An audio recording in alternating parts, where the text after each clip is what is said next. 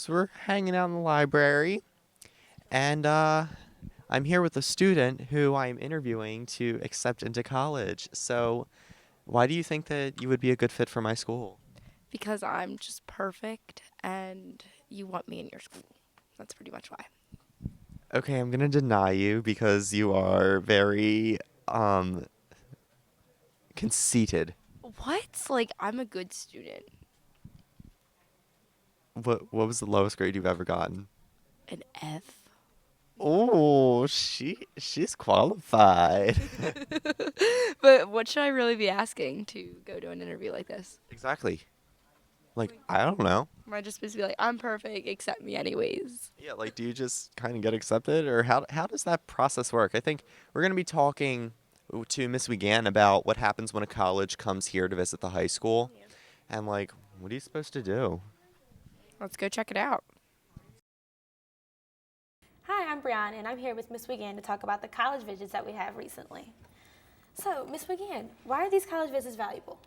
These college visits are valuable because this is a very first generation type of school district, which means that perhaps the students here, especially our seniors, perhaps their parents did not go to college. So this is a whole new world that they want to educate themselves on, because when I look around the senior classroom and I say, how many kids here want to go to college or a two-year college or a trade school or a technical school, probably 9 out of 10 hands will shoot up. So there's very few occupations out there that don't require some post-secondary training. So my job is to bring in these college reps to educate the seniors here and the juniors and even serious sophomores, if they would like, about the different requirements of each school.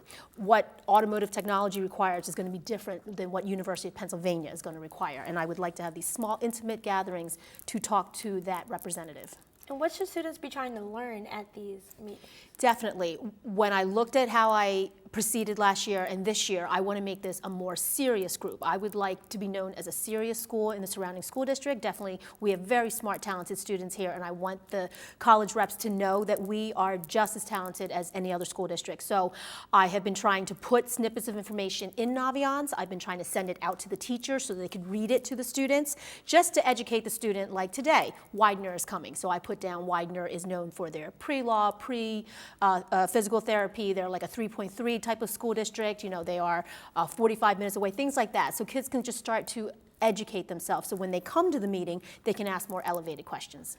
Okay, so what kind of questions, like the elevated questions, what type of questions would be good to ask? Well, definitely the general questions are always, what is your GPA range? What is your SAT or ACT range? But I love that students have really been coming to the table and asking very elevated questions. Do you have study abroad? How many can I do? What country can I go to? Do you have internships? What is your rate of helping me to get a job when I graduate from college? To me, that's an elevated question, and I've been very impressed with the students that have come and signed up and are really engaging in these thoughtful conversations with the college reps. Okay, so how is this different than an actual college visit? Because I know a lot of kids don't have the ability to actually go. Absolutely. The difference is, for instance, FIDM came, Fashion Institute of Design and Merchandise. They're in California.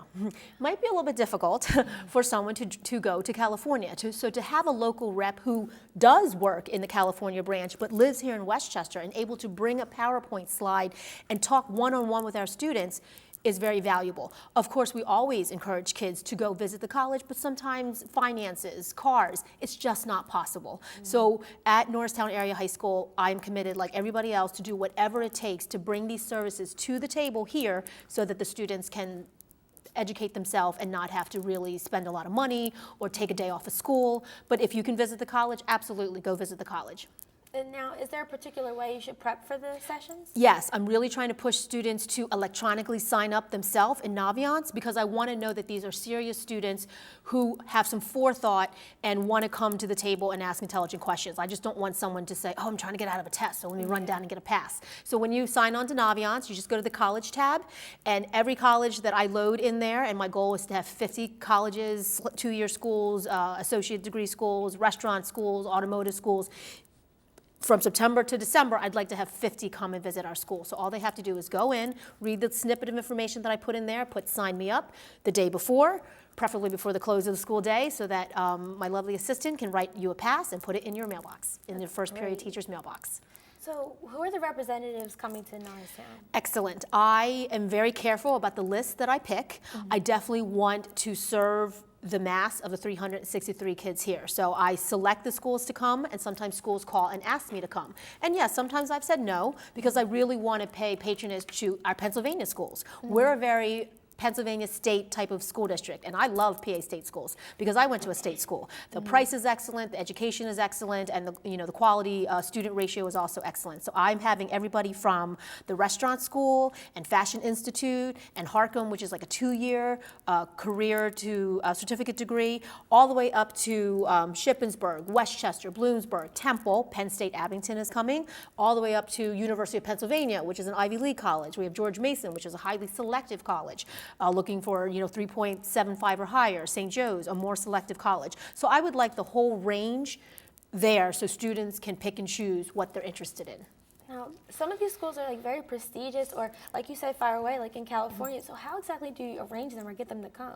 Well, what's good is there is a representative that works for the school that probably lives close by, and they probably work remotely from their office here, but they probably have to fly back maybe once a month or something just to check in. So we're very fortunate that we have schools from far away come, and they don't really live far away. They actually live within our tri-state region. That makes more sense. It does make sense.